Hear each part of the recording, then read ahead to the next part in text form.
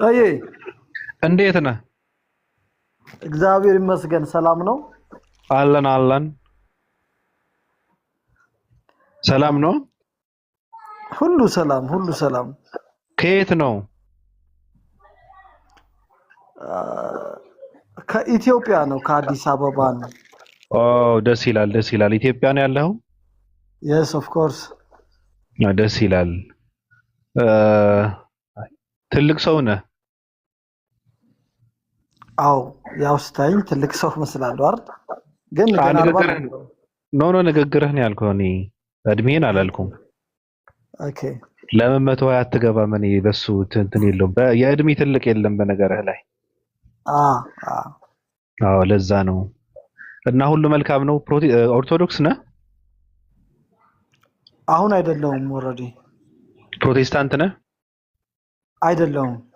ምንድን ነህ? እኔ በአንድ ፈጣሪ የማምን ነኝ። እኔ ቁርአን ባይ ደረጃ ስትሄድ ብዙ ነገሮች ይጣረሳሉ፣ ብዙ ነገሮች ይምታታሉና በምን ተቋርጦ ነበር? በተረት ተረት ነበር የምንኖረው ድሮና አሁን መጽሐፍ መግለጽ ስትጀምር ደግሞ በልምድ ያው በመጣ ነገር አብረ እየተቀበልክ ስትሄድ ነበርና አሁን መጽሐፍ ማንበብ ስጀምር ስማረው የነበረው ሲነገረኝ የነበረው ተረት በሙሉ ስህተት መሆኑን የተረዳው ሰው ነኝ። እግዚአብሔር የገለጠልኝ ሰው ነኝ ማለት ነውና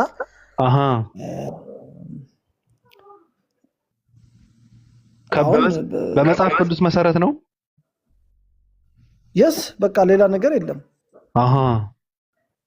እሺ ቀጥል። እና በብዙ ነገሮች ከእግዚአብሔር ጋር የተለወጥኩ ሰው ነኝ።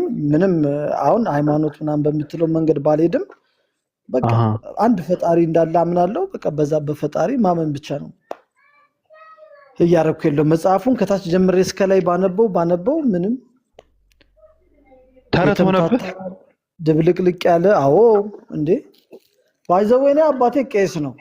ቄስ ነኝ። መርጌታ ምስጋናው በእውቀቱ ይባላል። ቄስ ነን። አስተዳደጋችን በቤተክርስቲያን በጣም በቅርብ ነው። ግን ምን ታደርገዋለህ? ወደ ኋላ ስታየው ደግሞ ነገሮች በጣም የሚገርሙ የሚያስጸጽት ነገር ነውና በዛ ላይ ነው ያለ። ባይዘወይ ኦፓልን በጣም ትመቸኛለች። ብዙ ጊዜ አያታለሁ፣ እንዲሁ አግኝቻት አላውቅም። ግን የምትለው ነገር በጣም በእውነት እሷንም በመስማት ሌሎችንም በመስማት መጽሐፍ ቅዱስን በደንብ ስትሄድ ሳይ ነገሮች ግራ የሚያጋቡ ነገር ናቸውና ከዛ አንጻር ነው ማለት ነው። በዛ ሳይድ ነው ያለውትኝ። ኦፓል እሳት ነች። ብታዳምጣት ትጠቅምሃለች። ብዙ ነገር የሚጠቅም ነገር ትሰጥሃለች። በነገርህ ላይ አንድ ሰው የክርስትናን ትክክለኛ ማንነት ለማወቅ መጽሐፍ ቅዱስ በቂ ነው ብዬ ነው እማምነው። ክርስትና እኔ ክርስቲያን ነኝ ብሎ መጽሐፍ ቅዱስ መመሪያ አድርጎ የሚመራ ህዝብ ግን የሚያሳዝነኝ ነገር መጽሐፍ ቅዱስ እንደሚለው አይደለም የሚኖረው። አንደኛ ነገር መጽሐፍ ቅዱስ ኢየሱስ ክርስቶስ እንደተገበረውና እንዳለው አይደለም የተጻፈው ደግሞ ህዝቡ ሲተገብረውና ሲከተለው ደግሞ አታይም። የሚያሳዝን ነገር ገብቶሃል አባባሌ? ከባድ ልዩነት ነው። እና እኔ ደስ የሚለኝ ነገር ወጣቶች አንብበው በማንበብ ተረድተው ደግሞ የራሳቸውን ውሳኔ ወስነው የራሳቸው ህይወት በራሳቸው መመሪያ ህግ ውስጥ አስገብተው ህይወታቸውን ሲመሩ ሳይ እኔ በጣም ነው ደስ የሚለኝ። በቃ ደስ ይለኛል፣ እረካለሁ። ራሱ ለዘመኑ የሚመጡ ወጣቶች ናቸው ብዬ ነው ደስ የሚለኝ። ባይዘው ምን መሰለህ፣ አሁን ሰዎች በብዙ እየተለወጡ ነው ማለት አሁን ይሄ ቲክቶክ ፕላትፎርሙም ዩቲዩብ ላይም በሚያዳምጡት እኔ ባይዘው የመጀመሪያው ኡስታዝ አቡ ሃይደር የ51 ደቂቃ ዩቲዩብ ባለች አሁን አቡ ሃይደር ብለህ ብትገባ 51 ደቂቃ አለች ስለ ክርስቶስ እውነት ክርስቶስ ማን ነው ምትላለች። እና ያቺን 51 ደቂቃ ነው የመጀመሪያ ቀን ያዳምጥኳተኝ። በመጽሐፍ ቅዱስ በባይብልም በቁርአንም እያደረገ ስለ ኢየሱስ ክርስቶስ በጣም ከፍተኛ የሆነ ትምህርት ያስተምር ነበር። እና እያንዳንዱን ነገር አምላክ የማይሆንበትን መንገድ እና እኔ እሱ ከሚይዛቸው የእሱ የሚጠቅሳቸውን ጥቅሶች በወረቀት እየጻፍኩ ባይብል እየገለጥኩኝ እውነት ነው አይደለም የሚለውን ማስተያየት ነው ያስኩት፣ የመጀመሪያ ማለት ነው። ከዛ ሳይ እሱ የሚለው ከባይብሉ ጋር ዘሴም ነው፣ ከዚህ ጋር እኛ የምንማረው ስህተት ነው። ያን የመጀመሪያ የጥያቄ መነሻ ነው የሆነው። ከዛ በኋላ ግን ወደዚህኛው ፕላትፎርም ስገባ ብዙ የውይይቶች አሉ። እነ ወሂድ ኡስታዝ ወሂድ የሚባል ልጅ አለ፣ እነሱም የሚያወሩት አለ። እኔ ባይብልን ሁሌም ደግሞ እኔ ጥቅስ እጽፋለሁ፣ ጥቅሶችን ይይዛለሁ፣ ጥቅሶችን ቼክ ነው ማድረግ ከሚናገሩት ጋር እና በብዙ ስትሄድ በቃ በብዙ በተሳሳተ መንገድ ስንመራ እንደነበር ትረዳለህ። እና አሁን ቅድም ካቋረጥኩ ላይ ስነሳ አሁን ያለው ወጣት የማንበብ እንደገና የመድፈር አሁን እኔ በባነንኩበት ሰዓት ደፍሬ እንዲህ የመናገር አቅሙ አልነበረኝም። ቢኮዝ ባህል አለ፣ ቤተሰብ አለ፣ ወንድሜ ምን ይለኛል የሚለው አለ፣ እህቴ ምን ይለኛል የምትለው አለ፣ ፋዘር ቢሰማ የምትለው አለ። አሁን ያ ሁሉ ግን ማንም ምንም አይደለም በሚለው ትሄድና እያንዳንዱ ነገር ወደ እውነት እንዲሄድ ለመናገር ትሞክራለህ። እና አሁን የማያቸው ቲክቶክ ላይ ዩቲዩብ ላይ ብዙ ሰዎች እየወጡ ነው። ብዙ ሰዎች ባይብሉን አንበው በቃ ፎልስ እንደሆነ ትክክለኛ በእግዚአብሔር በመንፈስ የተጻፈ ነው ወይ የሚለው በጣም የሚያጠራጥር ሐዋርያቱ ከሚለው ኢየሱስ ከሚለው ጋር የሚጣረስ እንዲህ አይነት ነገሮች ድብልቅልቅ ብለው ቁጭ ብለዋልና ከዚህ አንፃር ስታየው አሁንም ብዙ ወጣቶች ወደ እውነቱ እየመጡ ነው ብዬ ገምታለሁ። ልክ ነህ። የሚያሳዝነው ነገር አሁን 2 ቀንና ትናንትና ከሳምንት በፊት እንዳጋጠመው ኢትዮጵያ ውስጥ ትውልዱን በስሜት እንደሚነዳ አይተኸዋል። እግዚአብሔር የሚባል አምላክ በጽድ ስርም በአስፋልትም እየተነጠፈ ራሱን የሚገልጥ አምላክ ነው ብለው ትውልዱን ሲያጀዝቡት፣ ትውልድ ደግሞ እንደዚህ አይነት ተረትና ትርክት አሜን ብያል እንደሚቀበል አይተሃል አይደል? ከዚህ የተለየ ማንነት የለውም ትውልድ። በጣም የሚያሳዝነው ነገር ለምን ሲባል ደግሞ መጽሐፍ ቅዱስን ስለማያነብ ነው። ቢያንስ እንኳን መጽሐፍ ቅዱስ ቢያነብ ኑሮ ገብቷል። መለስ ብሎ ወደ ብሉይ ኪዳን የእግዚአብሔር ማንነት ምናልባት ትንሽ የተሻለ ማንነት ስላለው በብሉይ ኪዳን እዛ ጋር ያገኘው ነበር፣ ያውቀው ነበር፣ ኃያልነቱን ታላቅነቱን ይረዳ ነበረ። ትውልድ ግን በፊልም የሚያየውን ነገር ፈረስ እያጋለበ ገብርኤል የሚባል አካል ይመጣል፣ በቃ በሰይፍ ይቀረድዳል ምናምን የሚባለው ተረትና ትርክት አይምሮ ውስጥ ታጭቆ እንደዚህ አይነት የወረደ አመለካከት ውስጥ ነው ያለው ትውልዱ ማለት ነው። እኔ በጣም አዝናለሁ። የሚያሰጋኝ ነገር ደግሞ ምንድነው? አሁን ብዙ ጥያቄ አለ። የሚገርምህ ነገር መጠየቁ ግን ምንድነው መሰለ ትውልዱ እኔ ከሃይማኖት ከሚወጣ የሆነ ሃይማኖት ውስጥ ቢቀመጥ መልካም ነው ብዬ ነው የማስበው። ገብቶሃል አባባሌ? ኢትዮጵያኖች በጣም አስሮ የያዘን ነገር ህግ አይደለም፣ ህሊናችንንም አይደለም፣ ዕውቀታችንንም አይደለም፣ ሃይማኖት ነው አስሮ የያዘን እንጂ እኛ ብንለቀቅ እምነት አልባ ሃይማኖት አልባ ብንሆን ካላነበብን በጣም ከባድ ነው። ያ ህዝብ ባለመረዳት ይሄ ከእንደዚህ አይነት አይምሮው ጋር እምነት አልባ ቢሆን ይሄ ህዝብ በጣም ከባድ ነው። እና አሁን ለምሳሌ ኦርቶዶክሳውያን የሚባሉ ሰዎች ትውልድ እምነት አልባ የሆነ ስለሆነ መጽሐፍ ቅዱስ እንዲያነብ አድርጉት፣ ትንሽ መለስ ማለት አለበት፣ ዕውቀት ያስፈልገዋል፣ መረዳት ያስፈልጋል ብለን ስንል እነሱ የያዙት ምንድነው? ክርክር ነው፣ ምቀኝነትን ነው፣ መሳደብ፣ መጥላላትን ነው። ከሌላ ሃይማኖት ውስጥ ገብቶ እነንትና ጋር ከሚበዛ የእነንትናን ቁጥር ከሚጨምር እምነት አልባ ቢሆን ይሻላል የሚል እንትን ምርጫ አስቀምጠው ትውልዱ እምነት አልባ የሆነ ነው እንዳየው ማለት ነው። አንዳንድ ሰዎች በእውቀት ነው የሚወድቁበትን ያውቃሉ። አንዳንድ ሰው ደግሞ እምነት አልባነት እንደ ዘመናዊነት አድርጎ ሃይማኖት የለኝም ማለት የብልጥነት መለኪያ አድርገው እየተከተሉ ነው ወጣቶች። እኔ ይሄ ያሰጋኛል። የሚገርም ነገር በእውቀት ከሆነ አሪፍ ነው፣ የሚወድቅበትን የሚተኛበትን ስለሚያውቅ ማለት ነው። ያለ እውቀት ደግሞ ከሃይማኖት የሚሸሽ ትውልድ ስላለ መጠንቀቅ አለባቸው። ይሄ ደግሞ በእውቀት ነው የምትመልሰው። ሊያነብ ይገባል፣ ማንበብ አለበት። ገብቷል? ሃይማኖት ያስፈልጋል። ሃይማኖት ያስርሃል፣ ያስተምርሃል፣ ይገስጽሃል። ቢያንስ ስነ ምግባር ስነ ስርዓትን ነው የሚያስተምርህ ሃይማኖት። ገብቷል አባባሌ? የሃይማኖትን እውነተኝነት የሚባለው ነገር ሌላ ነገር ነው። እዛ ውስጥ ራስህ ፈትሸህ እንትን የምታደርገው ነገር ነው።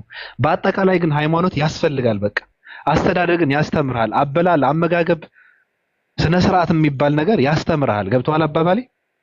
እንደዛ መሆን አለበት። ትውልድ እየወጣ ስለሆነ እነሱ ግን ደንታ የላቸውም። አሁንም በተረትና በትርክ ገብርኤል አስፋልት ላይ ተገለጠ፣ ድንግል ማርያም ጽድ ስር መልኳ አየነው አበራች ምናምን በ21ኛው ክፍለ ዘመን ዓለም በብርሃን እንትን በሆነችበት ዘመን ፕሌን በሰማይ በምትበርበት ዘመን ድሮን ሰማይ ላይ ስዕል እንትን በሚታይበት ዘመን ገብቷል። ሰማይ ላይ ያለምንም እንትን ጽሁፍ በሚጻፍበት ዘመን ገብርኤል አስፋልት ላይ መልኩ ተገለጠ እያለ ትውልድ ያደነቁራል። ገብቷል።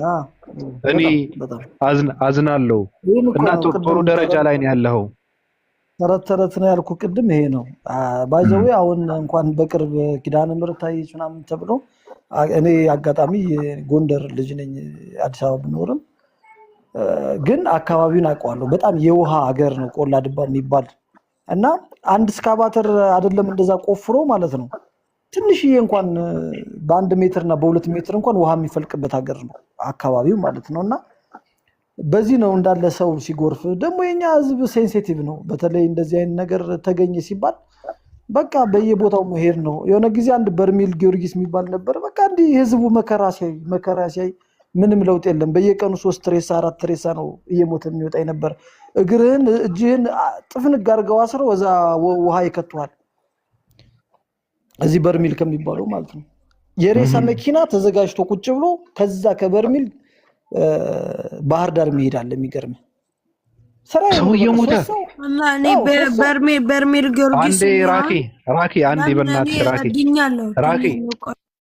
ራኪ አንዴ በእናትሽ አትረብሽ እስኪ። እኔ አባርሻለሁ። እኔ እኮ እንትን ብዬ ነው ዝም እልሽ። ያውራ እንዲያወራ ስለፈለኩ ነው።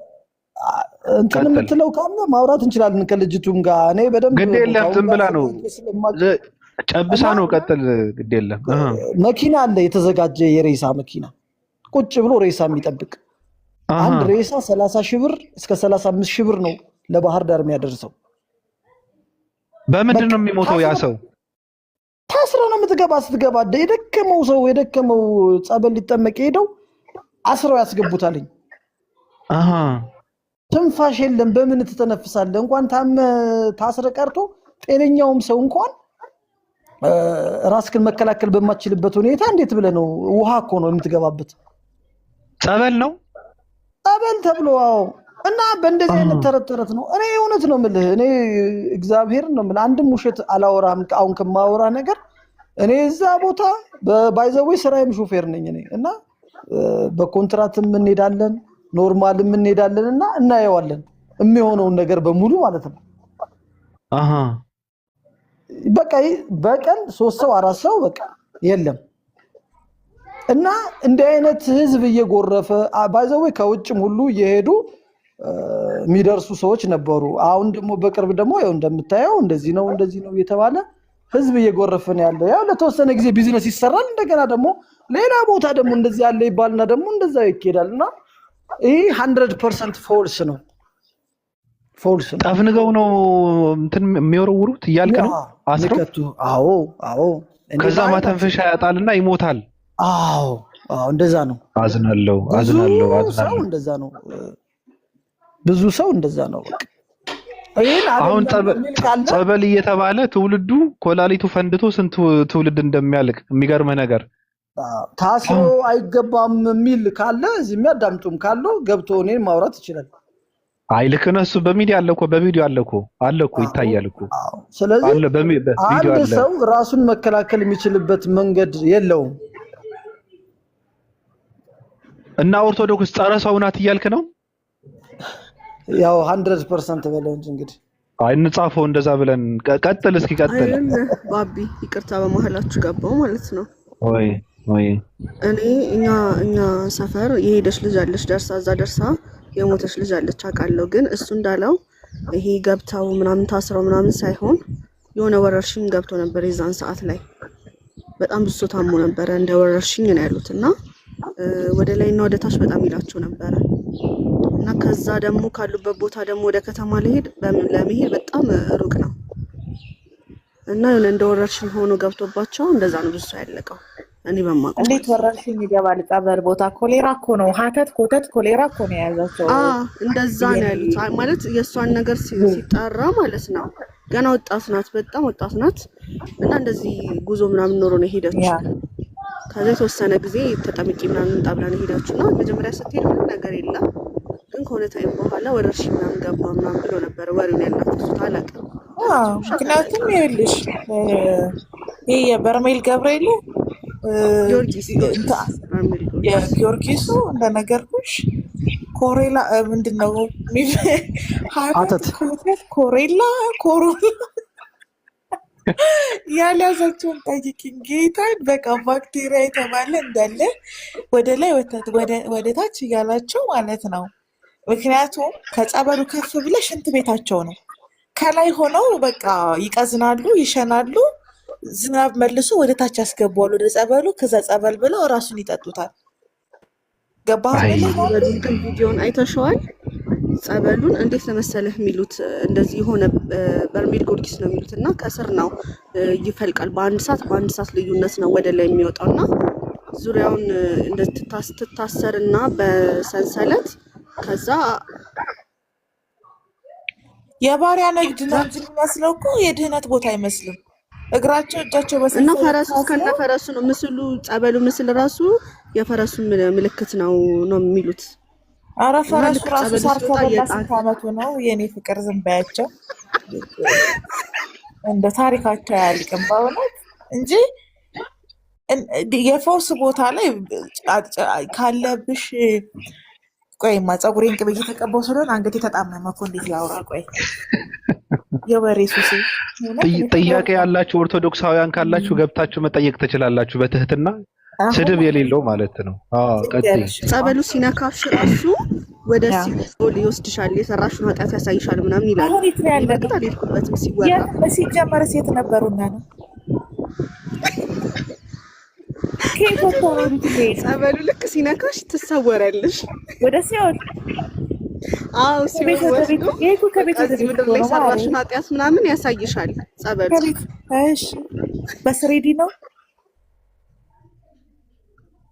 ቀጥይ ሀኒዬ፣ የኔ መልከ ዘቦ ቀጥይ። ፉ ላይ ቀርባ የሆነች አርቲስት እኔ ምድር ላይ እንዳለ የሰራሁትን ኃጢአት የጭፈራ ቤት ስገባ የሆነ ነገር ይመጣና እሳት ውስጥ ይከተኛል። ከዛ ደግሞ ማስብቲ ራሱ ይታይሻል። አዲስ አታውቂም እንዴ? በደንብ ስታውቂሽ እኮ ኩልል ብሎ እኮ ነው የሚታይሽ ኃጢአትሽ። ነይ እስኪ ናጭስ አሁን ፀጉሬን ቅቤ ይድረቅና እኔና ላሳይሽ እንዴት እንደሚታይሽ ኃጢአትሽ። ካኒኖች እድሪ የምን ስሪዲ የምን ሰበንዲ ነው ደግሞ ኃጢአት ለማየት ቀላችሁ አይደልቀም እኮ እንትን ነው። እኔ አንዴ ማለት ነው ይስሞታል። ሙሴ እንዴት ነህ? አንድ ትልቅ ኃላፊ አለች፣ መስሪያ ቤቱን ባልጠቅስም የእሷ ሹፌር ነበርኩና አሁን እንትን ቀይሬያለሁ። እሷን ይዣት ሄድኩ ወደዚህ ቦታ ማለት ነው። አሁን እኔ አድርሻት ነው የተመለስኩተኝ።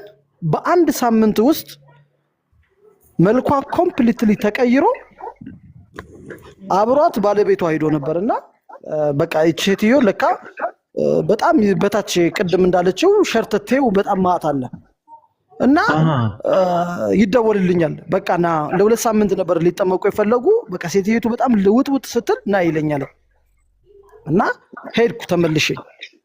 ተመልሼ ሲሄድ አለቃዬ እኮ ፊት ለፊቴ ናትኝ። ትቻት ሄድኩኝ። አለፍኳት ማለት ፊቷ ተለዋውጦ ጠፍታኛለች። ከዛ እሱን አግኝቼ እንደዚህ ብሎ ስመጣ እሷ ናትኝ። በጣም ደነገጥኩ። በአንድ ሳምንት ውስጥ አስዩም አሁን ምንድነው የሚሆነው? ለካ 5 እና 6 ሊትር ቁጭ ብላ ስትጠጣ ነው የምትውል። ያን እንግዲህ እንትን ያለበት የተቀላቀለው እንትን በኖርማልም እንኳን ንጹህ ውሃ እንኳን 5 ሊትር በአንድ ቀን ውስጥ መጠጣት አትችልም። አንተ ቁጭ ብለህ ምግብ ሳትበላ 5 ሊትር። በቃ ፀጉሯ ተወው፣ ምን ፊቷ ምን እንደሚመስል ልትፈወስ ሲዳ አንድ የሆነ አመድ ሆነን ጸበሉንም ሳንጨርስ የተመለስንበት ወቅት አለ እና እንደዛ ሸርተቴ እየወረደ ማለት ነው። በቃ ልትድን ስትል እንዲህ ነው የሚያደርግ ይሉሃል። እስክትሞት በቃ ልትድን ነው። አየሽ በሸርተቴ ሲወጣ ይላል። ውስጥህ እኮ ኢንሱሊንህ በል ቫይታሚን ውስጥህ ያለ ነገር ኢነርጂህን ሉዝ እያደረገ ጠውለግ ብለው ማለት ነው። ሰዎችን ብታያቸው ኔፍሌም በቃ የሆነ የሆረር ሙቪ ነገር ነው የሚመስሉት ማለት ነው። ኢነርጂያቸው ከውስጣቸው እያለቀ ከዛ መንፈሱ እየተዳከመ ነው እየዳንክን ሄደዋል። አዎ ቆዳቸው እየተለወጠ ኢማጂን ቆዳ ኖርማል የቆዳ ከለር አለ አይደለ? ጥቁርም ሆን ጸይምም ሆን ቀይ ሆን ቆዳቸው ወደ ግሪ እየተቀየረ ነው። ገባ አይደለ? ውስጣቸው ያለው ኢነርጂ እንዳለ በቃ የደም ሴሎቻቸው ሁላ እስከሚመነምኑ ድረስ ነው ሲያስመልሱ ሲቀመጡ ወደ ላይ ሲላቸው እሱ እንዳለ ደግሞ ሙሴ እንዳለ ይሄ 5 ሊትር ጸበል የተጣራ አይደለም። ገባ? ማአት ባክቴሪያ ውስጡ አለው። የሚገርሙ ነገር እኮ ቄሶቹ አይሄዱም፣ እዛ እኮ ሊታከሙ አይሄዱም። የትኛው ቄስ ነው ታሞ ጸበል የገባ? እስኪ አንተ በታሪክ አምጣልኝ። ሙሴ የሙት እውነቴን እኮ ነው የምነግርህ።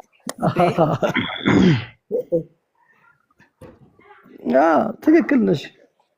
እና ይሄ ግብረ ሰዶም መጣ ደግሞ እንደው እዚህም መጣ እዚህም ትመጣለህ። ተሰቃየ እኮ ይሄ ልጅ። እኔ በእውነት ያሳዝነኛል።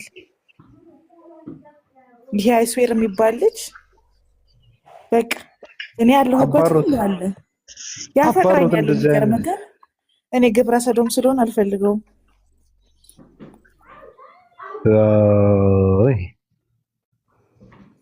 እና ሙሴ ምን እያልክ ነው አሁን? ምን ይሆን ወጣቱ? እስኪ ምን ያድርግ? እንደው የምታስተላልፈው መልእክት ለወጣቱ?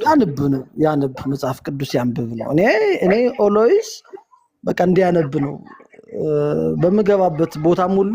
እኔ አሁን የምልህ በጣም ቲክቶክ ላይ ብዙ ጊዜ ነበርኩኝ። ዲቤትም ስትገባ ምንም ስትገባ ማንም መልስ ስለሌለው አውቶማቲካሊ ያስወጡሃል። አሁን ከስራ አንጻር ምናምን ያው ብዙ አልገባም ቢዚ ስለሆንኩኝ እንጂ እታወቃለሁ፣ ብዛት ሰው ያቀኛል። ግን አሁን ለተወሰነ 7-8 ወር ሆነን አውቶፍ ነኝ በቃ። ግን እኔ ሁሌም የምመክር ምንድነው ሁሌም የምመክር መጽሐፍ ቅዱስ እንዲያነብ ነው ሰው። ያኔ እውነቱ ግልጽ ብሎ ይወጣል። አንደኛ ለአይምሯችን ህሊና ያለው ሰው ገለልተኛ ሆኖ መጽሐፍ ምን ይላል፣ መምህሮች ምን ይላሉ የሚለውን ማየት ነው። መንፈስ ቅዱስ ግን እኔ ጋር የሚሰራ አይመስልህም? አሁን እኔ የነቁ ወጣቶች በንግግራቸው ነው የማውቀው። አንተ ግን ቀድሜ ነው ውስጤ የነገረኝ ትልቅ ሰው ነህ ብዬ ምናምን። በእውነት ከዚህ በፊት አታውቀኝም? ምናልባት ቲክቶክ ላይ ኖ ሰምቼ አላውቅም። ግን መንፈሴ የነገረኝና ትልቅ ሰው ነህ ምናምን ብዬ ሰላም ስትል ምናምን ምክንያቱ አውቀዋለሁ። እነዛ ሲገቡ እንደምታውቀው ነው ገብቶ አንተ የሸርምጣ ልጅ ብሎ ነው የሚጀምረው። ገብቷል? ረጋ ብለህ ስትጀምር ደግሞ እሱም ሊሆን ይችላል መንፈሴ ረጋግጥናል። ግን በጣም በእውነት ነው የምልህ ቆይቻለሁ ከማዳምጣት። ግን በቃ ሺዝ ቬሪ በጣም አክቲቭ ናት። እኛም ይሄን ነው የምንፈልገው። በነገር ላይ አንዳንድ ሰዎች ፍላጎታችን ጥላቻ ይመስልባቸዋልና አንዳንዴ ምንድን ነው የሚመስለው በልጅነቱ ያልቀጣኸው ልጅ አድጎ አንተን ይመታሃል ነው የሚባለው አይደለ? ከናባባሉ እኛ ችግራችን ካላቸው አይዲዮሎጂ ከያዙት ሀሳብ ጋር ነው። የያዙት ሀሳብ ገዳይ ነው። የሚገለው ደግሞ እነሱን ብቻ አይደለም እኛንም ነው። ምራቅዬ የኔ ህይወት እንዴት አደርሽልኝ ገባህ ምልህ እና ይሄ ልክ አይደለም፣ ያ እንዲህ ነው፣ ይሄ እንዲህ ነው የምንለው ሀሳብ እኛ ከእነሱ ምንም እንወስደው ነገር የለም፣ የሚሰጠው ነገር የለም። አንተም አይተሃቸዋል። ጭራሽ ወደ አመለጥክበት ሰንሰለት ወደዛ ወደ ማነቆ ሊቀረቅሩ ይፈልጋሉ እየጎተቱ ልክ እብድ እንደሆንክ ጤነኛ እንዳልሆንክ በሽተኛ እንደሆንክ ተልኮ እንዳለ አድርገው ፍርሃት እንዲሰማህና ሀሳብህ አደገኛ እናንተን እንደሚጎዳህ አድርገው ሊወስዱ ይፈልጋሉ። ልክ ለምሳሌ ራቁታቸውን የሚሄዱ ሰዎች ሀገር ብሄድ ዘንጠህ ብትሄድ አንተ ነህ እብድ የምትባለው። yes of course እነዚህ ሰዎች ልክ እንደዛ ናቸው። ከዛ ከልምምዳቸው ውስጥ ከእሑድ እስከ እሑድ ከሚያራምዱት ልምምድ መጥፎ ልምምድ ድንቁርና መውጣት አይፈልጉም። ከዛ ልክ አንተ ስትናገርና ይሄኛው ነገር እንዲህ ነው ስትላቸው አይሰሙም። እኔ አሁን እነሱ ቴንኪው እንዲሉኝ አይደለም በሰዓቱ የምወረው፣ አሁን ለውጡን እያየሁት ነው። ተስፋ ቆርጠናል የሚሉ ሰዎቹ ላይ እያየሁ ነበር። የሆነ ወቅት ላይ ንጽጽር የሚሰሩ ሰዎች አሁን ላይ ተስፋ ቆርጠናል፣ በቃ ስንበሳጭ ስንናደድ ነው ሀሳብ የምንሰጠው አስተያየት የምንሰጠው። አብዛኞቹ አስተምሯችን ልክ አይደለም።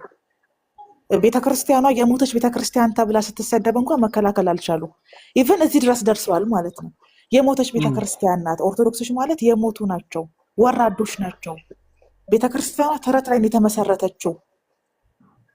እያንዳንዱ ኦርቶዶክስ ደመ ነፍስ ነው ያለው፣ በደመ ነፍስ ነው የሚሄደው።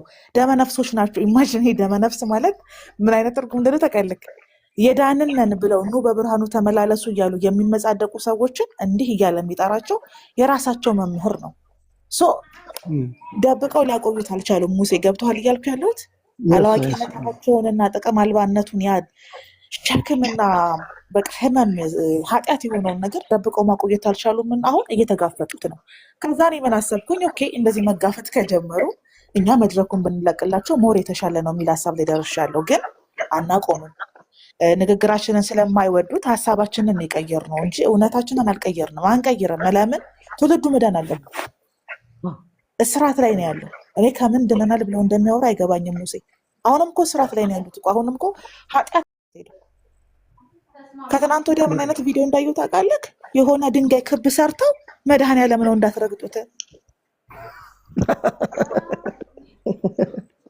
አቃይ እኮ ነው ይህ ተረት እኮ ነው። አላልቅ ያለ በቃ መጽሐፍ ቅዱስ ራሱ እኮ አይሁዶች ምልክትን ይሻሉ ነው የሚለው። ለክርስቲያን በአዲስ ኪዳን ለሚያምን ሰው ምልክት አያስፈልገውም። በቃ ጥልም በመስቀሉ ገሎልህ በሞትና በትንሣኤ የምታምን ከሆነ በአብ ቀኝ ተቀምጧል አምላኬ ብለህ የምታስብ ከሆነ የምን ኮብልስቶን የምን ባህር ዛፍ የምን ዋርካ ሰብስበ ነው? ዋርካ ቦርቡረው ማርያም ታየች አሉ። ቧንቧ ሰብረው ጸበል ፈለቃሉ። አሁን እንትን እኮ ነው ተቃራኒ ነው። ባይዘወይ ተቃራኒ ነው። መጽሐፉ እንደሚለው አንዘዳግም ወንጌል ላይ ፈጽሞ ስዕል የሚባል በላይ በሰማይ በታች በምድር ከውሃ ውስጥም ነው የሚልሽ። እንኳን በቃ ጭርስ አድርጎ ነው የሚነግርሽ። ጭርስ አድርጎ ይነግርሻል። ግን እነሱ ተቃራኒ ነው የሚጠቀሙት። እና እነዚህ ነገር ግዴታ ነው። በቃ እየተሰደብን ምንም ይበሉን፣ ይሳደቡ፣ ብሎክ ያርጉ፣ ይጥሉንም እኛ ከመናገር ወደኋላ አንልም። አሁን ግን ቢያንስ ለውጥ አይተናል። ለውጥ እየታየ አይደለም? ዞር ዞር ስትል ከፕሮፋይል ፒክቸራቸው ጀምሮ ሀሳቦቻቸው፣ አይዲዮሎጂያቸው ለውጥ ላይ ናቸው። ስለዚህ እኔ ሮም በአንድ ቀን አልተገነባም በሚል እምነት ስለማምን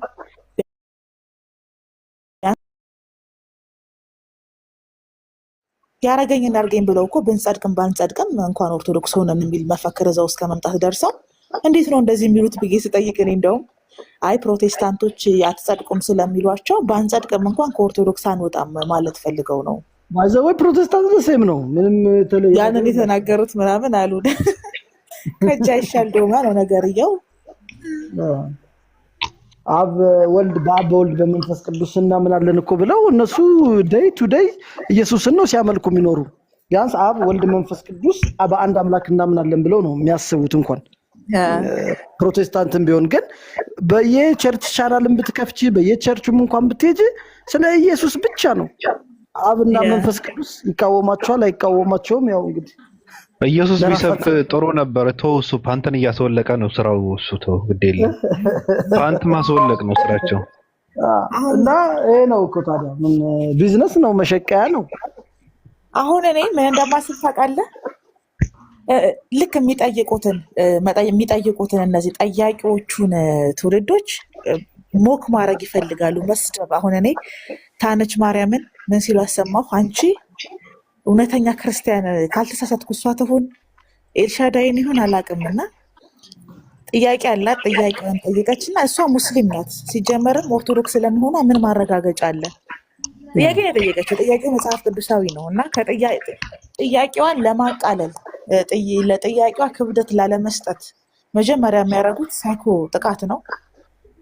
ሰድበው በቃ የሚያዳምጥም ሰው ጥያቄዋን እንደ ጥያቄ እንዳይወስደው እሷም ደግሞ ጥያቄ ልክ አይደለም ብላ እንድትተው ነው ፍላጎታቸውና አላማቸው። ግን አሁን ያለው ትውልድ በጣም የነቃ ነው። እኔ ከዚህ በፊት ምን ብዬ ተናገርኩ መሰለህ ሙሴ? እስልምና ላይ ሲሰሩ አይታችኋል። እና እስልምና ላይ ልክ እንደ ፓጋን ነው የምጠይቁት፣ ልክ እንደ ኤቲስት ነው የምጠይቁት። እምነት የሚባለውን ባውንደሪ ጥሳችሁ ነው የምጠይቁት። ይሄንን ጥያቄ የስላሴ አማኞች እምነታችሁን የጠየቁ ቀን አንድም ክርስቲያን ተገኙ ብዬ ተናግሬያለሁ። እግዚአብሔር ተረዳኝ እያልኩ ያለሁት ለመለኮት ልክ ለአላህ ለነብይነት መስፈርት ለእያንዳንዱ እስልምና ለሚጠይቁት ጥያቄ አንድ እምነት ያለው ሰው ይሄ እምነት የሚባል ባውንደሪ ያለው ሰው የሚጠይቁት ጥያቄ አይደለም። ከዛ መልሰው በዛ መስፈርትና በዛ ሌብል ክርስቲያኖች የስላሴን አስተምሮና ክርስትና ሲጠይቁ ይሄ ጥያቄ ሙስሊም ነው ብለው አባረዋቸዋል። ግን ደግሞ እነዛ የሚሰሙ ክርስቲያኖች እኮ የሚፈሩትን አምላክ ማምለክ አይፈልጉም አይደል እንዴ? ከእስልምና የተሻለ አምላክ አለኝ ብለው የሚያምኑ ከሆነ በድፍረት ጠይቀው በድፍረት እንዲመለስላቸው ነው የሚፈልጉት። እና ልክ እዛ ጦርነት ውስጥ አንድ ስህተት ሰርተዋል። ያም ስህተት ገደብ የለሽ የእምነት ጥያቄ። እምነት አይደለም ለምን አስፈለገ? ሳይንስ እኮ ነው ማለት ነው አይደል እንዴ? በዚህ ልክ እያንዳንዱን ነገር ልቅ በሆነና ግብረ ገብ በጎደለው ነገር የምጠይቅ ከሆነ እምነት አይደለም። ወረድ በቃ ሳይንስ በለው ፖለቲካ በለው። ያ ጥያቄያቸው ምን ሆነባቸው? ተመለሰና የስላሴን አስተምሮ እንደዛ እንዲመለስላቸው ፈለጉ። አብ ምንድን ነው? ወልድ ምንድን ነው? መንፈስ ቅዱስ ምንድን ነው? ጻድቃን፣ ቅዱሳን፣ እነዚህ ገድላት፣ ድርሳናት የሚባሉት ምንድን ናቸው? ክርስትና ምንድን ነው? ክርስቶስ ምንድን ነው የሚለውን ነገር መልሰው በእስልምና መስፈርት ሲጠይቋቸው መመለስ ከበዳቸው። ከዛ ምን ማድረግ ጀመሩ? ሞክ ማድረግ ጀመሩ። ሲጀመር ሙስሊም ነው፣ ሙስሊም ቤት ነው የሚውለው፣ ተላላኪ ነው፣ ተሳዳቢ ነው። ይሄ መልስ እኔ የተባልኩትን ነው እየደገምሽልኝ ያለ ባይዘው እኔ ፕሌስ የገባውበት በሙሉ እንዲህ አይነት ጥያቄዎችን ስጠይቂ ሙስሊም ነው የሚሉኝ። አካውንት ቀይሮ ነው ሙስሊም ነው፣ ፕሮፋይሉን እየቀየረ ነው የሚሉኝ። የሚቀርብሽ ይሄ መልስ አይሆንም። እያንዳንዱ እንቅልፋቸው ቀንና ሌሊት እስልምናን ያጠቁ መስሏቸው የክርስትናን መስፈርትን ያጠበቁ። ስለዚህ እያንዳንዱ ክርስቲያን ከእስልምና የተሻለ እምነት እንዲኖረውና ካላህ የተሻለ አምላክ እንዲኖረው ነው የሚፈልገው። ለምን እንደዛ ነው የሚሏቸው? ያስቀኑ መስሏቸው ያመጡት መስፈርት ክርስትናቸውን የሚጋርድ መልስ እንዳይኖረው ከምንም በላይ የስላሴን አስተምሮ ስላሴ ትትረመም ብሎ ያስተማረ ሰው ገባ። ስላሴ ሚስጥር ናቸው አይመረመሩም ብሎ ያስተማረን ክርስቲያን መተህ እኛ ከሙስሊሞች እንሻላለን ብትል አዳምጥ። አልመለስክለትም ጥያቄው እና ችግር ውስጥ ገብተዋል። ወጣቱ ደግሞ ይጠይቃል፣ መዳን ይፈልጋል፣ ማመን ይፈልጋል። ግን እውነት ላይ የተመሰረተ እውነተኛ ሃይማኖትና እውነተኛ አምላክ ብለህ ከተናገርክ በኋላ እውነት የሚባለው ነገር መልስ ያለው መጠየቅ የሚችል የማይደበቅ የማታፍርበት ከሆነ ለሚነሱት ለነዚህ ለእያንዳንዱ ጥያቄዎች ክርስቲያኖች መልስ መስጠት አለባቸው። እስራቸው እስልምና ሲሰደብ ሜንሽን እያደረገ የሚስቅ ሰው በሙሉ ክርስቲያን እስከሆነ ድረስ ክርስትና እውነት መሆኑን ወይኔ የኔ ልጆች እኮ አይጮሁ በእውነት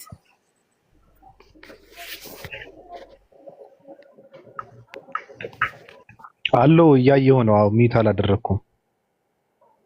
ተቀጥሎ ማሪ ምንም ሊያስወሩኝ አልቻሉም። ድምፁ ይረብሻቸዋል። ሚዩት አድርግ። እኔ ያለው እያየሁት ነው። ስልኬን እጄ ላይ ነው ያለው ራሱ። ቀጥል ሙሴ። ታይትሉ ባቢ ይቅርታ እንጂ ታይትሉ ልክ አይደለም። ስፔሊንግ ኢረር አለበት። አዎ እንደነዛው እንኳን አይደል? ያ ሚዩት አድርግ ያሉ ደግሞ ሰው ኮሜንት ሳይሆን ራስ ሚዩት አድርግ ነው። አዎ ገባኝ።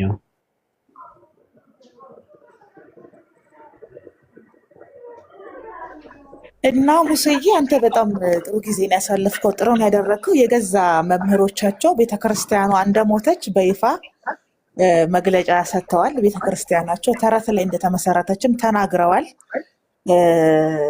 መምህራችን አይዋሽም የሚሉ ደግሞ ተማሪዎች በዛ ከተስማሙ ሰው እንግዲህ የቤተክርስቲያኗን ግብአተ ተመሬት ተቀብለው እኛ ማንቀበልበት ምክንያት የለም። እኛ አልተቀበልንም እስካሁን ድረስ። ምክንያቱም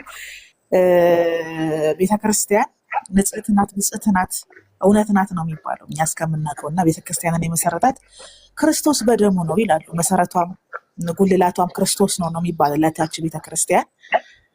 ግን ያቺ ቤተክርስቲያን ሞታለች ከተባለ የሞተች ቤተክርስቲያን ናት። መሰረቷ ተረት ነው ከተባለ የቤተክርስቲያኗ ዕጣ ፈንታ ፌስቲቫል የመሆን እድል ነው ያላት በዙ የሚቀጥሉ ከሆነ። ምክንያቱም ምንም ማስተካከያም ማሻሻያም አልሰጡበትም።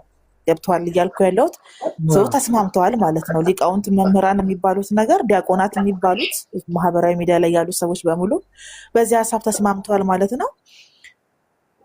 ባይዘዌይ በመሰለሽ አሁን ይኸውልሽ አንድን ቄስን ብትይው ከቄስ በላይ መርጌታ ምናምን ብትይው መጽሐፍ ቅዱሱን ብዛት አያነቡትም። አሁን ጥቅስን ብትጠይቂያቸው አያውቁትም። አሁን በድርሳን በምናምን ላይ የተተበተበ ነው እንጂ በእንደዚህ አይነት ነገር በፍጹም አንድ ጥቅስ ጠይቀሽ ይህ የት ቦታ ነው ያለ፣ ይህ ምን ይላል፣ ይህ አለ ወይ ጥቅስ ላይ ብታያቸው መጽሐፉን ባይብሉን የለም።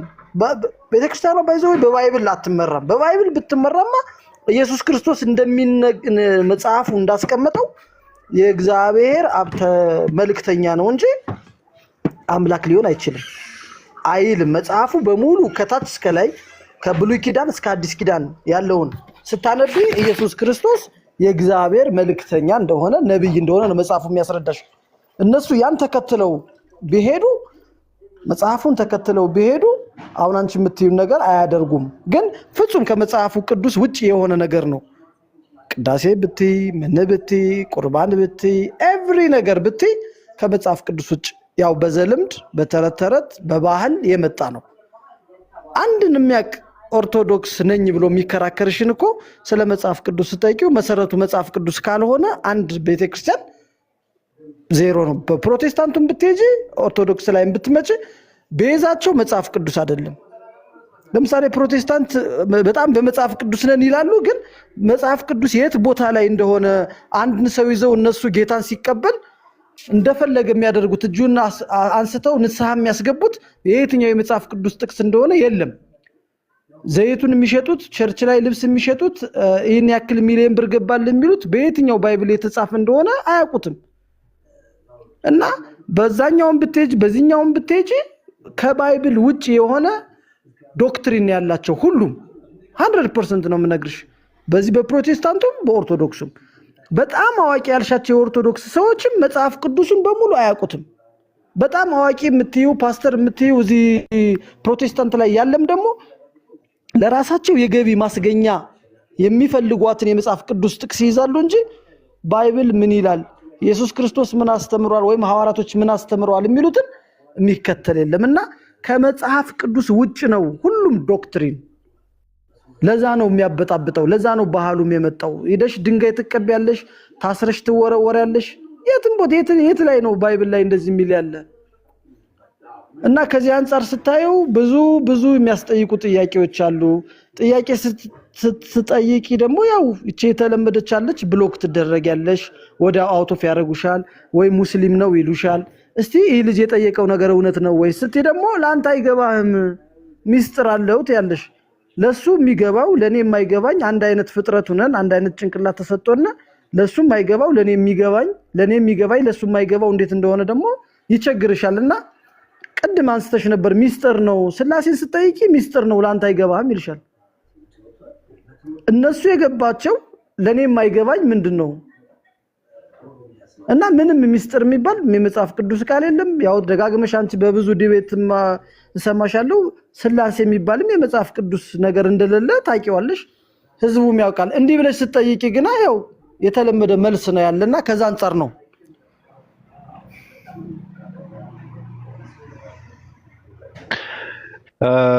ኮፒ ሊንክ እና ታፕታፕ አንዳንዴ አያስፈልግም ሲባል በጭራሽ ስለማያስፈልግ አይደለም።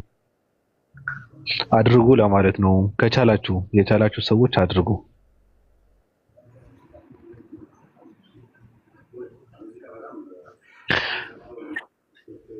አስተላልፈሃል መልእክት ለወጣቶች ሙሴ። አሁን ብዙ ሰዎች መጥተው ቅድም ራሱ አንተ ጥሩ ምክር እየመከርክ እየተናገርክ ሙስሊም ነው ብለው ኮመንት ሲያደርጉ ነበረ። አሁንም እየዘባረክ ነው ምናምን ይላሉ። ትልልቅ ሰዎች ናቸው። የሚገርምህ ነገር አባቶቻችን በላቸው። በቃ እኔ በጣም ነው የማዝነው። አንተ ያወራው ነገር መሬት እንትን የሚል አይደለም። በጣም የሚገርም ሀሳብ ነው እየሰጠህ ያለው። ይሄ ደግሞ ተቀባይነት የለው። ጸለሜን ታውቀዋለህ? ኤርሚያስ የሚባለውን ለመጀመሪያ ዲቤት ተጠርቸው ገብቶ አስገብቶኝ ውይይት ከጀመርን በኋላ ስለዚህች ጉዳይ እሱ የሚፈልገው በድርሳን ጉዳይ መወያየት ነው። በኢየሱስ ክርስቶስ ጉዳይ ብለው ይህ ዱርዬ ብሎ ከዚህ በፊት የሰራሁት ቪዲዮ ባይዘው የምስጋና ቪዲዮ ነው። አጋጣሚ ባዶ ገላይ ነው፣ በጣም ሙሉ በሙሉ ሳይሆን ሀፍ ላይ የነበርኩትን ያን ሁሉ አውጥቶ አሰጣው። ይህ ዱርዬ እንዲህ ብሎ በቃ እና አሁን እሱ ነው ያምታታችሁ ያለ። ግን ለጥያቄ ስታቀርበው ደግሞ ወዲያው ብሎክ ነው የሚያደርግህ፣ ምክንያቶችን ነው የሚፈልግ። እና አሁንም የሚጽፉትኝ ያው የሱ እንትኖች ናቸው። ከዛ አንፃር ልነግርህ ብዬ ነው። አይ ብዙም እንትን ማድረግ የለብህም። ሁሉም ሰው የራሱን ከፍ ማድረግ ስለሚፈልግ እሱንም እንደምታውቀው በድርሳናት ላይ ትንሽ አንብበው ኦርቶዶክሳውያንን መቀጥቀጥ ነው። እንደምታውቀው በድርሳናት ነው የሚቀጠቅጣቸው። መለስ ብለህ ደግሞ ስለራሱ በተጠይቀው ምናልባት እኔ አላቅም፣ ሲያወራም ሰምቼውም አላቅም። ስለ ሃይማኖት ሲያወራ በፕሮቴስታንቶች የሚደረግ ስንት ጉድ አለ። አሁን ለምሳሌ ኦርቶዶክሳውያን ድርሳናትና ገድላትን ላይ ያለው ጉድ ከዛ መላቀቅ አለባችሁ ብለህ ስትላቸው እኮ አንተ ደግሞ ከሱ መንጻት አለብህ አይደል እንዴ? ፓስተር ነን እያሉ የሚያደርጉት ነገር ደግሞ በድርሳንና በገድላትን ያለ ነው ሲተገብሩት የምታያቸው የሚያሳዝን ነገር በተግባር ማለት ነው። ይኖሩታል እነሱ። ስለዚህ እሱ ይቀድም ነበረ። በመጀመሪያ የምታስተካክለው ቤትህን ነው የምታስተካክለው፣ የምታነጻው፣ የምታጸዳው ቤትህን ነው፣ የራስህን ነው። ከራስ ነው የምትጀምረው። ሻወር ከራስ የጀምር ይባል የለም? እንደዛ ነው ማድረግ የነበረበት። እና እኔ በሃይማኖቱ ላይ በመጽሐፍ ቅዱስ በኢየሱስ ክርስቶስ አምላክነት ምናምን ሲወያይ እውቀትም ያለው አይመስለኝም። ከሌሎች ሰዎች ጋር ለማውራት አላውቅም። አይሞክራትም። እሷንማ ይኸው አሁን እንዲያውም 400 ምናምን ሰው አለ ይመስለኛል ከዚህ እርግጠኛ ነኝ ሊያዳምጠው ስለሚችል እንደው በዚች ዲቤት መግባት የሚችል ከሆነ ይኸው አሁንም ጥያቄ ያቀርብለታለሁ። አቅርብለት እስኪ።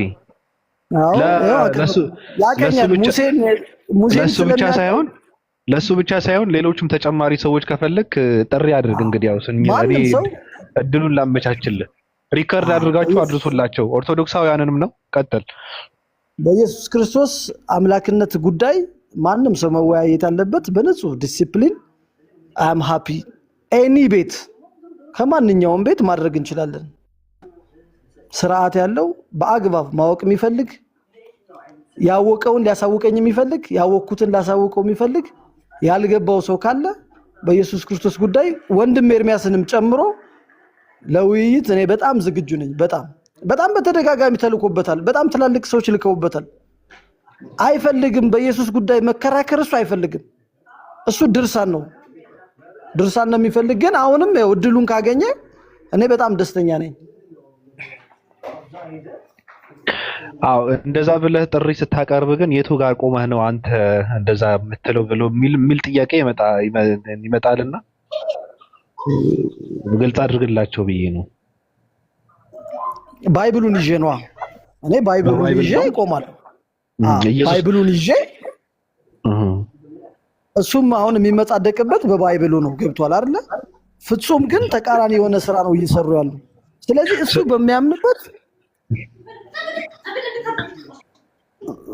ባይብል እኔ ለመወያየት ዝግጁ ነኝ። መቼም በቁርአን ስላላነበብኩ በቁርአን ልወያየው አልችልም። እንዲህ ነው ብዬ እስልምናን ሞክዬ ላደርግ አልችልም። ግን እሱም ባነበበው እኔም ባነበብኩት መጽሐፍ ቅዱስ ግን በኢየሱስ ክርስቶስ የአምላክነት ጉዳይ እሱ ብቻ ሳይሆን ኤኒባዲ መወያየት እንችላለን። ስለዚህ አንተ እያልክ ያለው እኔ ክርስቲያን ነኝ፣ ስለዚህ ኢየሱስ ክርስቶስ አምላክ አይደለም፣ በአንድ አምላክ ነው ማምነው። ስለዚህ መጽሐፍ ቅዱስን ይዤ ኢየሱስ ክርስቶስ አምላክ እንዳልሆነ ከማንንም ሰው ጋር መወያየት እችላለሁ ነው እያልክ ያለው? yes of course። ጥሩ ነው፣ ደስ ይላል። ጥሩ ጅማሮ ነው። በነገራችን ላይ እኔ አድንቀዋለሁ። አሪፍ አካሄድ ነው ራሱ። እንግዲህ ደፍሮ የሚያወራ ሰው ካለ ያወሩሃል አለ። ኦርቶዶክሳውያን አያወሩም። በነገርህ ላይ ምናልባት እኔ እርግጠኛ ነኝ ምንም የሚያወራ ሰው አይኖርም። ገብቷል? አያወሩም። ከፕሮቴስታንትም አሉ ማውራት የሚፈልግ ሰው ካለ ያው እንግዲህ በራችን ክፍት ነው። እዚህም ቤት ቢሆን እነሱ ጉድ ቤትም ቢሆን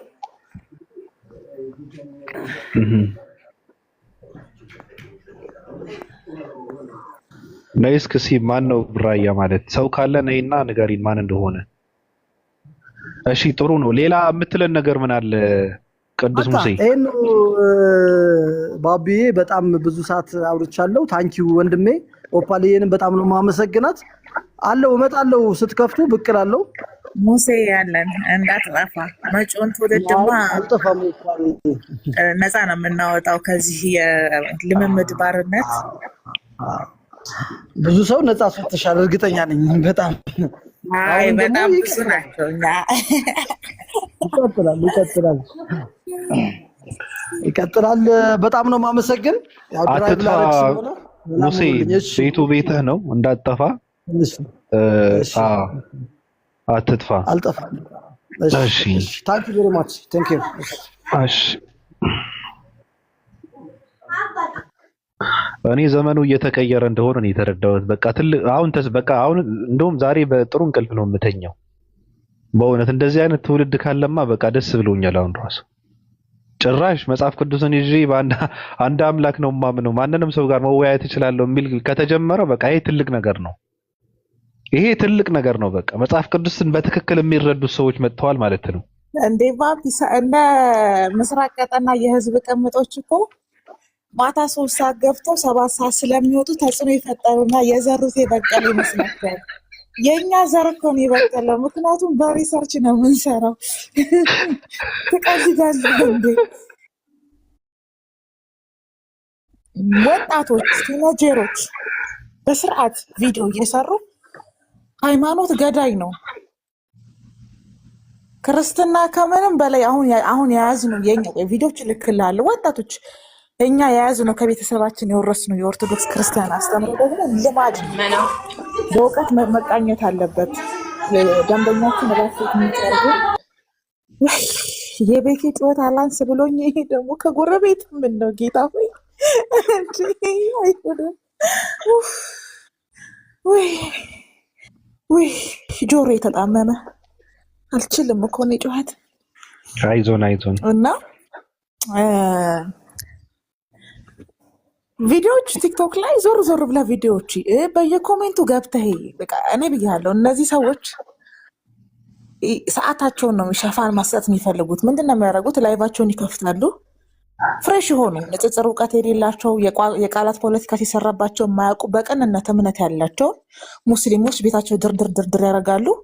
ከዛ እየተቀባበሉ እነሱ የቃላት ፖለቲካ ይሰሩባቸዋል። ከዛ የነዛን ጦርነት መስማት የሚፈልግ የጠፋ ክርስቲያን ከታች ይቀመጣል። እነዛኞችን ተከትሎ የመጣም ደግሞ ሳምባዲ ሙስሊም ከታች ይቀመጣል።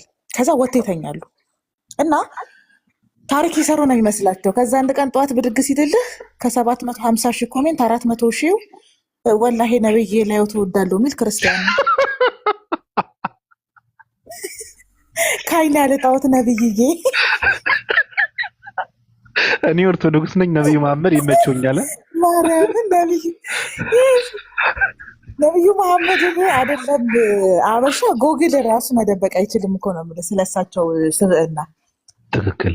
መርጦ ነብይ ብሎ ነው የሚጠራቸው። በቃ ምንም ማድረግ አትችልም። የሰላም ሰው እያለ ነው የሚጠራቸው። አሁን እነሱ ለካ እስከዛሬ በቃ ሞራልለስ አድርገው በቃ ተጽዕኖ ሰርተው የሆነ ነገር እንዳደረጉ ነው የሚሰማቸው። እና እነዚህ ሰዎች የማህበራዊ ሚዲያ እውቀት የላቸውም ማለት ነው አልኩኝ። ገብቶሃል እያልኩ እኔ እኮ ብያለሁ፣ ክፈሉኝና ፕሮግራም ዲቨሎፕ አድርግላችሁ በቃ ክፈሉኝ። ከዛ በምን መንገድ ብትናገሩ ሰዎች ጋር ንግግራችሁ እንደሚሰራ እኔ ላሳያችሁ አልኩኝ። በቃ እንደዚህ ነው። እኔ በነፃ አልሰራም ታውቃለህ ፍቅር፣ ያነሱ በነፃ አልሰራም። ግን የስራው ባህሪ ነው። ከከፈላችሁ 7 ሰዓት 6 ሰዓት በሳምንት 8 ቀን ያወራችሁት ወሬ የክርስቲያን አእምሮ ውስጥ መቆየት የሚችለው በዚህ መንገድ አይደለም። ለምን እንደው መሰለክ ክርስቶስ ፍቅር ነው ካልክ በኋላ ከዛ በዚህ ጋር ደግሞ ጥላቻ ጭነህበት ሰው እየተሸክመው መሄድ አይችልም። ተፈጥሮ በራሱ አሰራር አይሰራም። ገብቶሃል አይደለም ይለ። ስለዚህ በዚህኛው ጆሮቸው ሰምቶ በዚህኛው ነው የሚያፈሱት። ድካም ነው ይለቀቀባቸው፣ ስልችትን ይለቀቀባቸው። ከዛ መጨረሻ ላይ በራሱ ቆንጨራ ሲሞት እንዲያውም 0 ያልኩት ተሳስቼ ነው፣ ኔጌቲቭ ላይ ነን፣ ምንም አልሰራንም። እኛ የምናውቀው ከወር በፊት እስልምና ጠፍቷል፣ ሙስሊሞች ጠፍተናል፣ ታሪክ ሰርተናል ነው አይደለ የሰማነው። ተቆጣጥረነዋል ምናምን ነው አይደለ የሰማነው። በቃ እንደዛ ነው የሰማነው። ስለዚህ ከዛ በዛው መድረክና በዛው ሰው አንደበት ደግሞ አይ ምንም አልሰራንም፣ 0 ነን፣ ቤተክርስቲያን ሞታለች፣ እኛም ሞተናል፣ መመሪያችንም ወንጌል አይደለም ተረት ነው ብለህ እንደማመን የሚያሳፍር ነገር የለም። ግን ትውልዱ የእውነት ነቅቷል። እውነት ነው የምልህ። እኔ ከማህበራዊ ሚዲያውን ብጠፋ ራሱ ጉዳይ አይሰጠኝም፣ ባልኖር ነው የምልህ። በቃ ፌስቡክ ላይም ዩቲዩብ ላይም እያንዳንዱ ቦታ ላይም እያቸው፣ በንግግር መሀልም እያቸው የሚናገሩት አንተ መስማት የምፈልገውን ነው። ምክንያቱም ይኸውልህ አንድን ሰው የምታስፈራራው ከሆነ የሚያምንበት ነገር አይነግርህም። ገባ? ስለሚፈሩ እኮ ነው። ቤተክርስቲያን የሞተች ቤተክርስቲያን ናት ብሎ ተናግረው እንዴት ላለህ እንኳን ብሎ አልጠየቁም። ቤተክርስቲያን ቀይ መስመራችን ናት፣ ከቤተክርስቲያን የሚበልጥብን የለም፣ ጳጳሳትን ሊቃውንት እንኳን ቢሆኑ ብለው የተናገሩ ሰዎች የሞተች ቤተክርስቲያን ናት፣ ቤተክርስቲያን ሞታለች ካለ በቃ ቤተክርስቲያን ላይ ፊትህን አዞርክ እኮ ማለት እንደ አንድ ኦርቶዶክስ ክርስቲያን የቀረህ ምንም ነገር የለም ባቢ። ገባ? ተስፋህንና ዘላለማዊ ህይወትን ነው የምታጣው። እዛ ድረስ እንኳን ሄዶ ማስቆም አልቻሉም ነው የምልህ። የእነዚህ ሰዎች ምን ያህል የጠፉ ክርስቲያኖች እንደሆኑ፣ ምን ያህል እንደደከማቸው፣ ምን ያህል እንደተጎዱ የምታውቀው እንዴት እንኳን ብለው መናገር አልቻሉ። ምክንያቱም ይኸውልህ ከቤተክርስቲያን ፍቅር ይልቅ ከወንጌል ይልቅ ለእስልምና ጥላቻ እንዲኖራቸው ነው። ከእስልምናም ደግሞ ለዋሃብ እያላለው እሱ እንጂ ከሀባሾች ጋርማ ሻርፕ ተቀብለው እኮ መንዙማና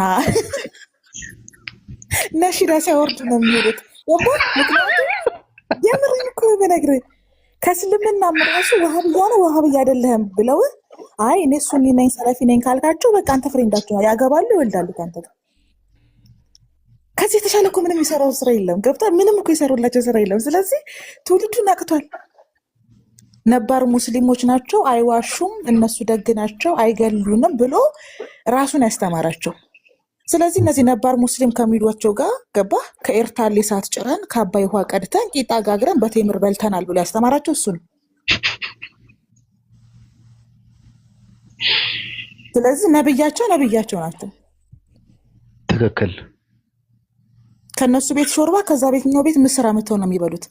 አሁን ልክ የሆነ ተአምር እንደተፈጠረ ሚላክል እንደተፈጠረ አድርጎ ቤተክርስቲያንን እስከ ምእመኗ ሙልጭ አድርጎ ደግሞ ኢንጀነራል አድርጎ ሲሳደብ ስታየው ምንም እንዳልሰራ በደንብ ተረድቷል ማለት ነው። እሱ የሚመስለው ምንድን ነው? ነብዩ መሐመድ የሚባሉ ነብይን ኢትዮጵያዊ እንዳለ የሚጠላ ነው የሚመስለው።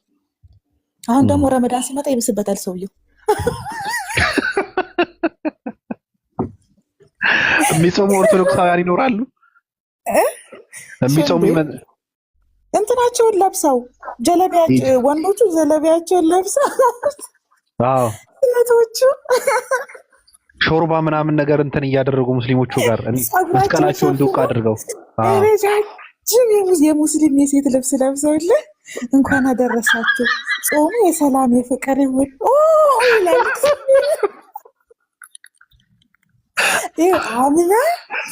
አምና 30 ቀን ሙሉ ነው ያስለቀሱት ሙስሊሞች መሰሉ ክርስቲያኖቹ። እነዚህ ታዋቂዎቹ ኢንስታግራም ላይ ብትሄድ ትልልቅ የሙስሊም ሀብታዊ ሙስሊም ቤቶች በክስማም የሙስሊም ቤቶች በጣም የሚያምሩ ቴምራቸውን ዘርግተው ሳምቡሳው አረቢያ መጅሊሱ ምናምን ነገር ከላይ ደግሞ ጥቅስ አለ በአረብኛ ማለት ነው። መንዙማው ምናምን አለ። ከዛ አንገታቸው ላይ መስቀል አለ። እንዲሁ እንዳለቀሱ ወሩ አለቀ የዛሬ ዓመት።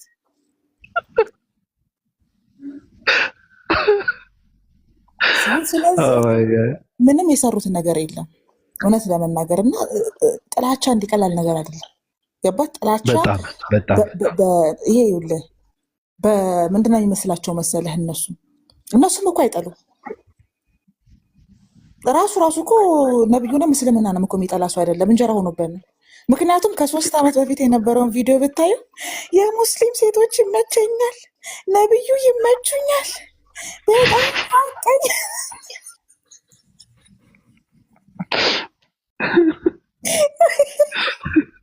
ለሃይማኖታቸው ያላቸው ክብር ምናምን እያለ ንጽህናቸው፣ ፍቅራቸው እያለ በነብዩ ፍቅርማ ያላበደ የለም።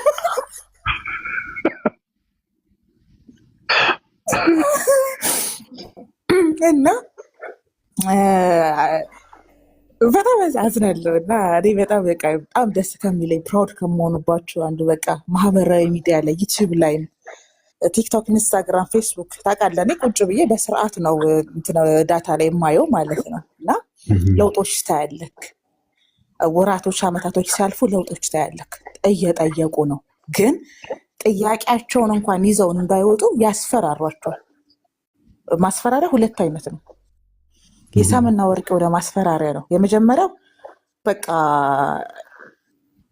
እንድትገለል ማድረግ ነው። ሁለተኛው ነገር ደግሞ ያንን ከተቀበልክ ማንም እንደማይቀበል ማሳመን ነው ስራቸው። ያም አልሰራም። ያም ስላልሰራ ነው ቤተክርስቲያን እስከ መሳደብ ሙሉ ኢንጀነራል አድርጎ አማኞችን እስከ መሳደብ ድረስ የደረሱት ማለት ነው። እና በዚህ ውስጥ እኛ ምንድን ነው ያተረፍነው ነገር ልክ እንደነ ሙሴ አይነት ሴቶች እንደነ ሀና አይነት በጣም ብዙ ሴቶች በጣም ብዙ ወንዶች እዚህ እንኳን የማናቀርባቸው ገስት የማናስገባቸው ቲክቶክ ላይ በራሳቸው አካውንት በሌላ ቦታ ላይ የምናገኛቸው በጣም ብዙ ሰዎች አሉ። በጣም ብዙ። እነዛ ሰዎች ማለት የዳኑ ሰዎች ናቸው። በቂ ናቸው። ከበቂ በላይ ናቸው። ገብተዋል ባቢ? ህይወታቸውን ለማዳን ነፍሳቸውን ለማዳን መጪውን ትውልድ ለማዳን በቂ ናቸው። ለምን? በደንብ ገብቷቸዋል ሳይኮሎጂ እንዴት አድርገው ጥቃት እንደሚያደርሱባቸው። ከማህበረሰብ ከቤተሰብ ጋር ነው የሚያጣሉ።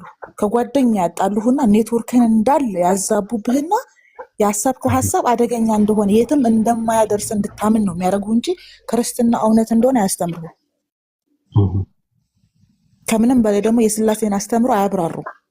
ስለዚህ እነዚህ ሰዎች በሳምንት 8 ቀን የሚያደርጉት ነገር ተመሳሳይ ነገር ነው። በዛ ነገር ውስጥ ማንንም አያድኑም። እኔም ብያለሁ እኮ እዛ ቤት ገብቼ ፎሎ አድርጊያቸው የምወጣቸው ሰዎች አሉኝ በትልቁ አካውንቶች እና ስናወራ ምናምን ነገር የምነግራቸው ነገር አለ። ምንድነው መሰለህ እነሱ የሚፈሩት ነገር፣ አንድ በጣም የሚያስፈራቸው ነገር ለቤተሰብ ይናገራሉ። ቤተሰብ ያቀብናል፣ ቤተሰብ ይሰማብናል። ይሄ እኮ ጦርነት ነው ነው የምላቸው።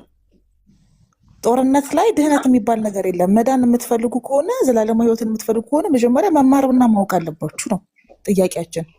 እና እነዚህ አሁን የምታያቸው እንደ ሙሴ አይነቶቹ ደፈር ያሉት ልምድ ያላቸው ቆየት ያሉ በደንብ የዳበሩ መንፈሳዊ ሕይወታቸው የዳበረ ቆዳቸው ሞፈር ያሉ ሰዎች ናቸው። ማንም ምንም ቢል ምንም የማይሰጣቸው ናቸው። ገባ? ምክንያቱም የዳቦ ስም በማውጣት ነው የሚጀምሩት። ኤቲስት ነው፣ ግብረ ሰዶም ነው፣ ሌባ ነው፣ ቅጥረኛ ነው፣ ተላላኪ ነው ምናምን ብለው አንከላፍተው ሊያባረሩ አይነት ጥረት ነው የሚያደርጉት። ያ ማንንም ሰው አያድንም። ከመጣባቸው አስፈሪ ነገር አያስመልጣቸው። ምክንያቱም ይኸውልህ ስልጣኔ በጣም በጨመረ ቁጥር፣ የሰው ልጅ ፍላጎቱ በጣም በጨመረ ቁጥር፣ ምርጫ በጣም ባቀረብክለት ቁጥር የሚመርጠው ደግሞ አውቀውና አንብቦ ነው። እስልምናን እንዲጠሉላቸው ይሄን ያህል ርቀት ሄደው ክርስትና እውነት እንደሆነ ለማሳየት ግን አንድ ጊዜ አይሰጡም፣ 2 ደቂቃ አይሰጡም። ጥያቄ አለኝ ለሚል ክርስቲያን ጊዜ የላቸው። ሳይተኙ ነው የሚያድሩት እስልምና ሲሳደቡ። ከ7 ዓመቱ ጀምሮ እስልምና ሲማር ላደገ ሙስሊም እኮ የአንተ ስድብ እኮ ብልግናህን ነው የሚያሳየው። በ30 ዓመቱ በ40 ዓመቱ ገድል ሲያነብ የኖረ ሰው ነው አደጋ ላይ ያለው እኮ።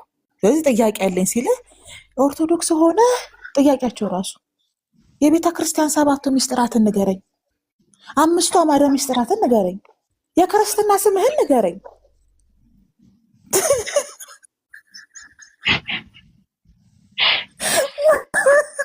መመዘኛቸው ራሱ ማለት ነው። እና የትኛው ኦርቶዶክስ ክርስቲያን ይህን የተማረው? የት ተምረው ነው? አላውቀውም ካልክ ይሄንማ ካለው ክርስቲያን አይደለም። መቼ ተምረው? ይሄን ጥያቄ እኮ ከቤተሰቦቻቸው አንዱ የሚጠይቁ እኮ አይመልሱትም። አልተማሩም። ንጽጽር ላይ መጥተው ሸምድደውት እኮ ነው መልሰው መስፈርት ያደረጉት። እና ብዙ ተባዙ፣ የአእምሮ ጤናችሁን ጠብቁ። መናገር ይፈውሳል። ጎጂ ባህል ግን መቅረት አለበት። እሱን ለማስቀረት ነው እየሰራ ነው። በጣም ስኬታማ ነን፣ በጣም ደስተኞች ነን። ለዛ ነው የምፈልገውም ስላገኘው ነው ጦርነት ያቆምኩት። በቃ አሁን የሚዋጉት ንጉስ መሆን የሚፈልጉ ባሪያዎች ናቸው። እኛ ትልልቅ እቅዶችን ነው የምናወጣው። እቅዳችን ደግሞ ለሀገር ካለን ፍቅር የተነሳ ነው። ቤዛችን ያ ነው፣ ሌላ ቤዝ የለን። ምክንያቱም እምነት የሌለው ሰው፣ እውቀት የሌለው ሰው፣ ብቃት የሌለው ሰው፣ ጤናማ ማህበረሰብ ሀገርንም አያስቀጥልም፣ ትውልዱም አይቀጥልም፣ ይከሽፋል፣ ባዶ ነው የሚሆነው። ታውቃለህ አይደል ባቢ? ስለዚህ እነዚህን ጎን ለጎን እናስኬዳለን። አዲስቷን ኢትዮጵያና አዲስቷን ኢትዮጵያውያኖች እንፈጥራለን። የምንፈጥረው ግን ውሃ እያጠሩ ጸበል ነው የሚሉ ይሄ ዋርካ እየቦረቦሩ ማርያም ናት የሚል አስፓልት አጥሮ መድኃኔዓለም ነው የሚል በዛ አይነት ሁሉ አይደለም የምንፈጥረው። አብና መንፈስ ቅዱስ ሲጠብቁ ነበር፣ ወልድ የሞተ ጊዜ ለዛን የተረፍ ነው የሚል ትውልድ አንፈልግም። እግዚአብሔር አካል አለው፣ የአካል ክፍሎች ግን የሉትም ብለን የእግዚአብሔር ጆሮ ይሰማል፣ የእግዚአብሔር ዓይን ያያል፣ ዙፋን ሰማያት የእግዚአብሔር ዙፋን ናት፣ ምድርም የእግሩ መቀመጫ ናት የሚል ትውልድ አንፈልግም። እኛ ታዲያ እግር የአካል ክፍል አይደለም?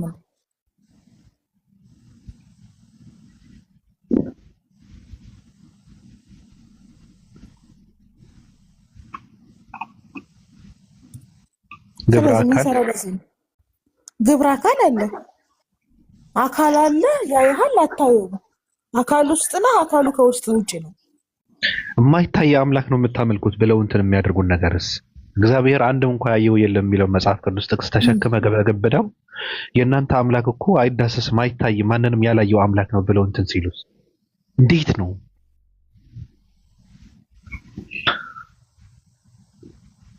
ነገሮች ከተፈጠሩ በኋላ እውቀት ያለው አምላክ እኮ ነው የመጽሐፍ ቅዱስ እግዚአብሔር። ታውቃለህ አይደል? ነገሮች ከተፈጠሩ በኋላ የባነነ እውቀት ያለው እውቀቱ የሰው እውቀት ያለው እግዚአብሔር ነው፣ የመጽሐፍ ቅዱስ እግዚአብሔር። ለምሳሌ አንተ እውቀት ነገሮች ከመሆናቸው በፊት አስቀድመህ ሊሆኑ እንደሚችሉ ታውቃለህ። እውቀት አይባልም፣ ግምት ነው፣ ትገምታለህ። አዋቂ ከሆንክ ግን ቀድመህ ነው የምታውቀው አይደል? ያለምንም ቅድመ ሁኔታ። ከዛ ፍጥረት ላይ እኮ ከሰኞ እስከ እሑድ ሰርቶ ጨርሶ የሰራውን ሁሉ አየ፣ መልካምም እንደሆነ አወቀ ነው የሚለው አይደለ? ሁን አለ ሆነ ይላል። ስለዚህ ከሰኞ እስከ እሑድ የሰራቸው ነገር ውስጥ የተበላሸና መጥፎ ነገር የለም። እዛ ውስጥ ሰይጣንም ነበር ማለት እኮ። እዛ ውስጥ ክፉ ሰዎችም መጥፎ ሰዎችም ነበሩ ማለት ነው። ከዛ አንድ ቀን ጠዋት ይነሳና ደበሩኝ፣ በመፍጠሬ ተጸጸትኩኝ፣ ውሃውም የኔ ነው አቧራውም የኔ ነው፣ ወደ ምድር እቀላቀላችኋለሁ። ትቀልዳለህ እንዴ? አልኛው አልተኛም እኮ ነው የምልህ። ፍቅር አልተኛም፣ ይቅርታ አድርግልኝ። ከዛ ጠፋቸው ነው፣ በውሃ ጠፋቸው። ድምጥማጣቸውን አጠፍቶ በቃ ጠረግረግረግረግ አድርጎ አጠፋቸው። ከዛ አዳምንም እንደዛ ይኮን የሰከሰው። ሁሉንም ዛፍ ሰራና አንዱን የማይበላ አደረገው። ምን አስጨነቀው?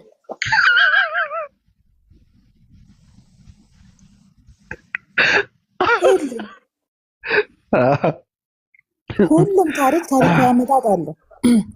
ምን አስጨነቀው? ዛፉን የተከለው እሱ ነው። የአዳምን ባህሪና የሔዋንን ባህሪ አስቀድሞ እያወቀ ከሆነ ያደረገው ፕራንክን ያደረጋቸው። ሳያውቅ ከሆነ ያደረገው ደግሞ እውቀቱ ውስን ነው ማለት ነው። ከዛ በሉት ያ ዛፍ ሊያመጣው የሚችለውን ሞት አዳም ሊያውቅ አይችልም። እሱ ያውቃል። ለምን? እሱ ስለሰራው። ዛፉን ባይተክለውስ? ክርስቶስን ከመግደል ዛፉን አለመትከል አይሻልም እንዴ? ሚስጥሩን አሳልፎ ለሰይጣን መስጠቱስ? ሰይጣን ደግሞ የሰይጣን እውቀት እራሱ አይገርምህም? ምን እንዳለ ታውቃለህ? እሱ እኮ አላት በቃ ውይ ሰይጣን በቃ የሆነ አቋም ሁላ ይመጣብኛል። ውይ የኔ ቀልዳም በቃ እሱ እኮ ደግሞ እኮ አልዋሽም ከሱ እንደ አንዱ እንዳትሆኑ ነው እንዳታዩ ነው አላቸው። ከዛ ምንድን ነው ያለው እሱ ራሱ? አሁን ከኛ አንዳንድ ሆነዋል አለ። ለዘላለም ሕያው ሆናችሁ እንዳትኖሩ ነው እንጂ። ከዛ ሔዋን እንዲህ አለች፣ እንዲህማ አይቀልድብንም አለች። ሄደች አንተከተከችው፣ በሉት። ከዛስ ደግሞ የህንድ ፊልም ይመስል ከበሉ በኋላ አዳም የት ነው?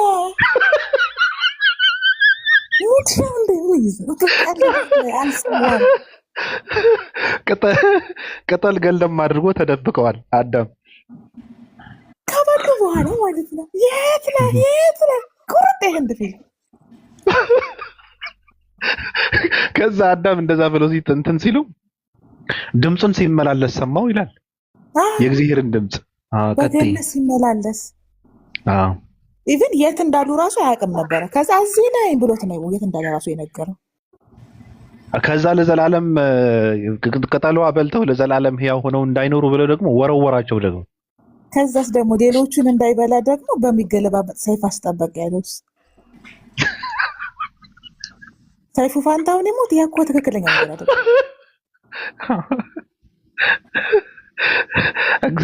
እግዚአብሔር ግን ምን አስቦ ነው?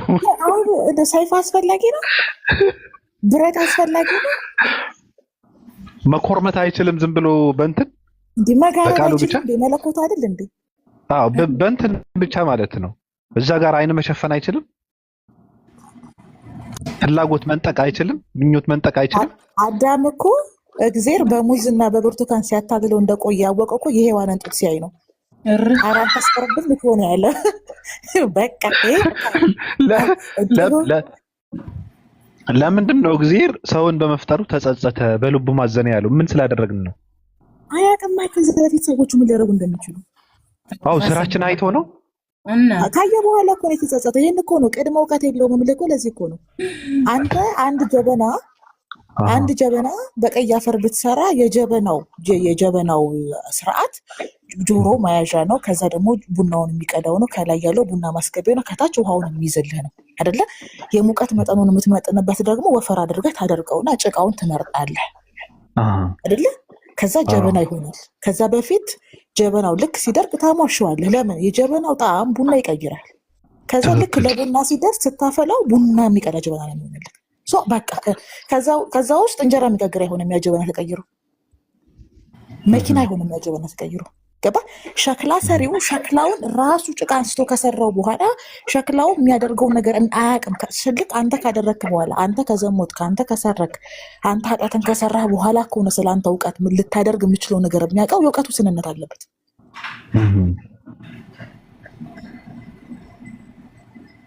ከዛ ጠርግርግ አድርጎ አጠፋቸው። ከዛ ተነስቶ ነዋ ሰው ነበረ ሰው ነው ሰው ምናምን የሚሉት። ከዛስ ነነዌ ደግሞ እኮ አለ መቼ ጠፍተን አለቅንና ነው እኮ አንዴ እኮ አይደለም ያጠፋን እኮ ጀለስ እንዴ እያረፈ እኮ ነው የሰራው ደግሞ እኮ አለ ያጠፋው ነው እንጂ። አይ በስድስተኛው ነው በሰባተኛው ቀን አረፈ ስለሚል እኮ ነው በሰባተኛው ቀን። እኔ ማረፉ አይደለም ያሳስበኝ የሰራው ነገር በሙሉ አይቶ ልክ እንደሆነ የሚያደክመው ነገር ማን ስራ አለው እኮ ነው። ማን አስገድደው? የሚደክም ከሆነ ለምን ሰራ እኮ ነው። የሚደክም ከሆነ ለምን ሰራው? የሰራው ነገር ራሱ ችግር እንደሌለበት ለምን አረጋገጠ? መጀመሪያው ነው መልካምና ጥሩ እንደሆነ አየ ይላል እኮ። ሁን አለው ከፈጠረው በኋላ። አዎ ቼክ አድርጓል። ከፈጠረው በኋላ ቼክ አድርጓል እኮ የጥራትና ማረጋገጫ እኮ አድርጓል። አዎ መልካም ሆኖ ባይታየው ኖሮ እንደገና ይገነድሰው ነበር ማለት ነው። አዎ ታዲያ እያየ እኮ ነው የሚሰራው። ልክ ቤት እየሰራህ ምናምን ሲበላሽብህ ግንቡ ምናምን እንደ አዲስ አስተካክለዋለህ ማለት ነው። ለዛ እኮ ነው የእውቀት ውስንነት አለው ከመሆናቸው በፊት አስቀድሞ የማወቅ እውቀቱ የለውም የምልህ ለዛ ነው። ወይም ደግሞ ተንኮለኛ ሰው ነው ማለት ማለት ልክ ለምሳሌ ተንኮለኛ ሰው ማለት ላስረዳ። በሀዘን ትጎዳና በጣም ሀዘንና ስቃይ ውስጥ ሆነና እግዚአብሔር ያጽናና ያበርታ ጠንክር አትዘን ይለዋል። ከዛ ትበረታና ጥቁር ልብስን አውልቀህ ነጭ ልብስን ለብሰህ ቆንጆ ሆነ ስትዘንጥ አቤት አቤት አቤት አቤት የሞተ ተጎዳ አንተማ ታሽቀርቀር ይሏል እየገላመጡ ማለት ነው። ትናንትና ተጽናኑ አልኩ እንዴ ታዲያ ተጽናናልኩ እንጂ ይመርብሃልኩ እንዲህ አይነት ማለት ነው። አዳም ራሱ ተሸውዷል እዛ ቦታ ላይ አምኖ ይክዳው ይሁንሽ ችግር የለውም ግን እግዚአብሔር እያረፈ የሚጸጸተው ሀሳቡን የሚቀይረው መስዋዕት የሚመርጠው አሁን ኢማጂን የቃየልና የአቤል መስዋዕት ላይ ራሱ አሁን የቃየል ሞት ልክ አይደለም። ለምን ታውቃለህ? የአቤል ሞት ልክ አይደለም። ይኸውልህ አቤል ለእግዚአብሔር ንጹህ መስዋዕት የሚያቀርብ በመልካም ሰው ነው አይደለ? ለምንድን ነው ያልጠበቀው? በወንድሙ ተቀጥቅጦ እስከሚሞት ድረስ ለምንድን ነው ቁጭ ብሎ ያየው? ከዛ ልክ ከሞተ በኋላ ይመጣል። ሰውየው ቀልደኛ ነው የሚልህ እኮ ለዚህ ነው ነበረ እንደ እነሱ ጋር እና ታዲያ ቀጥቅጦ ከገደለው በኋላ ወዲያው መጣና ቃየል አለው።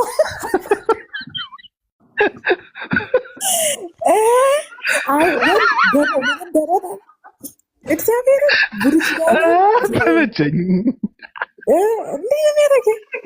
በምድር ረግረግረግ አድርጎ ካጠፋ በኋላ ምን ይላል መሰለህ? ኖህዬ እስኪ መርከብ ስራ ይለዋል። ልክ አሜሪካ በአንድ እጇ ቦምብ በአንድ እጇ ስንዴ እንደምትሰጠህ ማለት ነው።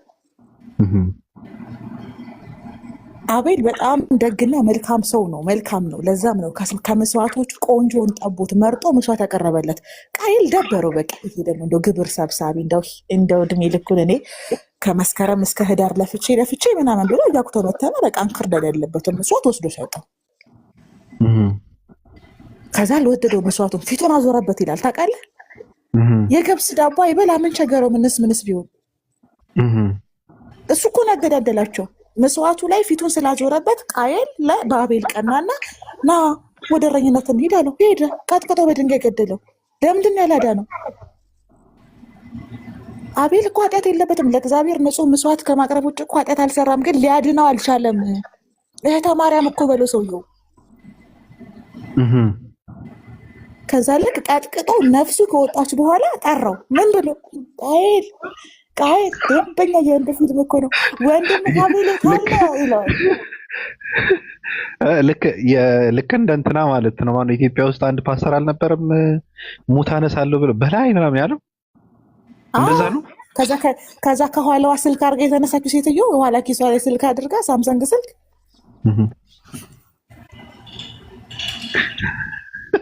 እሺ አንዲ ሰብለ አቤት፣ እንዴት ናችሁ? ሰላም ነው? ሰላም ነው፣ እግዚአብሔር ይመስገን። እንዴት ነሽ? ሰላም ነው ወይ?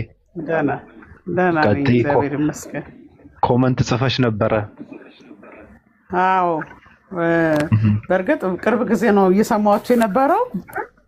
ብዙ ስላልገባኝ ሀሳባችሁ ከሰማው ጀምሮ ግን እግዚአብሔር ላይ ነው የምታላግጡት ብዬ ነው የጻፍኩት አይደል? እኮ አላላገጥንም እኮ መቼ አላገጥን ታዲያ? መጽሐፍ ቅዱስ አዎ፣ በደንብ ስላልሰማው አሁን ምንም ማለት ስለማልችል ብዬ ነው ወይስ አሁን 5 ደቂቃ አይሆነኝም ከሰማው እኮ እንደዛ ማለት ነበረብሽ። ስናወራው የነበረው ነገር በነገርሽ ላይ መጽሐፍ ቅዱሳዊ ጥቅሶች ናቸው። እሺ። እና አሁን ለምሳሌ እግዚአብሔር ሰውን በመፍጠሩ ተጸጸተ፣ በልቡ ማዘነ ይላል አይደል? አዎ። ምን አድርገን ነው? ለምንድን ነው ሙሉውን ግን ወርዶን አንብበዋል? አዎ፣ እንዴ መጽሐፍ ቅዱስ ትራሴ አይደል እንዴ? አንቺ ደግሞ እሺ፣ ምንድን ነው የሚለው? እኮ ምን አደረግን? ምን ሲያደርጉ ነው የተጸጸተው? ምን ሲያደርጉ ነው የተጸጸተው? የፈለገ ነገር ያድርጉ። እሺ፣ ድምፅሽ ግን አስተካክዩ። ያስተጋባል። እኔ እንጃ። አስተካክዩ። ድምፄ ደግሞ ሲመለስ ስሰማው በጣም ያስጠላኛል። ለምን ይሆን? እኔ እንጃ። ምን ማድረግ አለብኝ? ኤርፎን አድርገሻል? አላደረኩም። ስፒከር ጋር ኮንታክት አድርገሻል? መኪና ውስጥ ነሽ? አይደለም፣ ብሉቱዝ አለ። ብሉቱዙ ልዝጋው እንዴ? አዎ። እሺ። ከመገለጥ የከፋ ነው ሰብለይ። እሺ። አጣፋሹ ማለት እስኪ ኦፓል እንዴት ነሽ? እንዴት ነሽ? እስከ ዛሬ እንግዲህ ሳቅሽ ጥሩ ነገር ላይ ነው። ዛሬ ግን አልገባኝም። እስቲ አብራሩልኝ። ዘፍጥረትን እየገመገምን ነው። የዘፍጥረት ታሪክ ያመላል እየገመገምን ነው። እሺ፣ ዘፍጥረት እግዚአብሔር በመጀመሪያ ሰማይና ምድር ተጸጸተ የሚለው ነው እንትን ያላችሁ። መጸጸቱ ከፈጠረ በኋላ መልካም እንደሆነ የሚለውን ስታወሩን የሰማሁት እንግዲህ። አዎ፣ ሂጅበት። ከዛ በኋላ ለምን ተጸጸተ ነው? መልካም እንደሆነ ካየ በኋላ ይሰማል። መልካም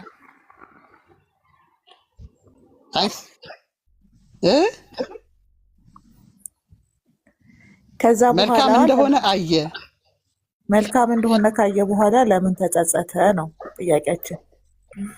መልካም እንደሆነ ማየቱ ምንድን ነው ጥያቄ የሆነባችሁ? እስቲ በደንብ ግልጽ አድርጉ። መልካም እንደሆነ ካየ በኋላ ለምን መጸጸት አስፈለገው? መልካም ነገር አይደለም ወይ? አይሰማም እንዴ? ቅዱስ ይዘገያል መሰለኝ። አይሰማም። ኦፓል ሰብለን ይሰማሻል? እንደገና ልግባ። ይሰማል። ይሰማሻለሁ? እሺ፣ እኔ ይሰማሻለሁ? አዎ፣ ዘፍጥረት ላይ እግዚአብሔር ሁሉንም ነገር ከፈጠረ በኋላ አንድ ነገር አይቶ አረጋግጧል። ብዙ ይቆራረጣል፣ ብዙ እንትን አይደለም፣ ግን መልካም እንደሆነ እግዚአብሔር ከሱ በላይ ማንም ስለሌለ እራሱ ነው የሚያደንቀው። እራሱ ነው የሚምለው፣ እንኳን በራሱ ነው የሚምለው፣ ከሱ በላይ ማንም ስለሌለ ማለት ነው። ስለዚህ እግዚአብሔር አንድ ነገር ካደረገ በኋላ ማንም ይጠብቅ? የሚያደንቀውን ማን ይጠብቅ? በቃ ራሱን የሚያደንቅ አምላክ ነው። ከሱ በላይ ማንም ስለሌለ የሚጸጸተው ደግሞ ለምን አስፈለገው? እኛ እናድንቀው ግድ የለሽም። ተጸጸተ ማለት ደግሞ እግዚአብሔር ሁለት ፈቃድ ሰጥቷል ለሰው ልጆች ፈቃድ ሰጥቷል።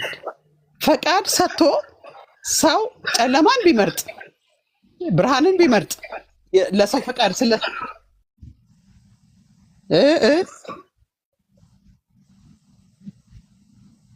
የትናንት አሁን ደረሰ። መልካም እንደሆነ አየ ነው እንጂ በማየቱ እኮ ተጸጸተ አይልም። ተጸጸተ የሚለው ሰው በመፍጠሩ ነው ተጸጸተ የሚለው።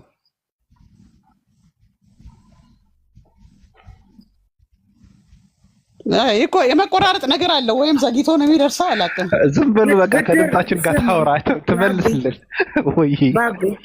ብድር የሰጠኋቸው ሰዎች ደክ ወይ ወጥቼ ልግባ መሰለኝ። በእውነት ታሙዬ ቅድም ያልሽኝ ምን ነበር? ኧረ ብሩን ብትሰጡልኝ ክፍያ ደርሶብናል። እሱማ ልክ ነሽ። ሀገሪቷ ፖለቲካ